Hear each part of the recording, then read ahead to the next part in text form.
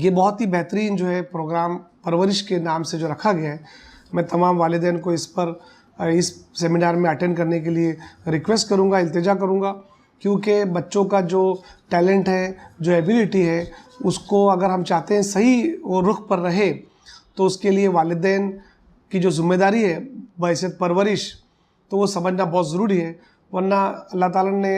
औलाद जैसी नेमत हम लोगों को नवाजा है, तो वो नेमत के पास जो टैलेंट एबिलिटी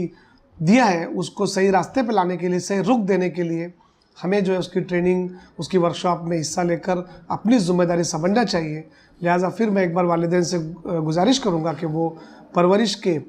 इस जो बच्चों की तरबियत, मसाइल और हल पर जो सेमिनार है, उसमें ज़रूर अटेंड करें और ये बहुत ही सुनहरी मौका है, इसका फ़ायदा उठाएं ताकि अपने बच्चों का मुस्तकबिल जो है वो एक बेहतरीन मुस्तकबिल बन सके।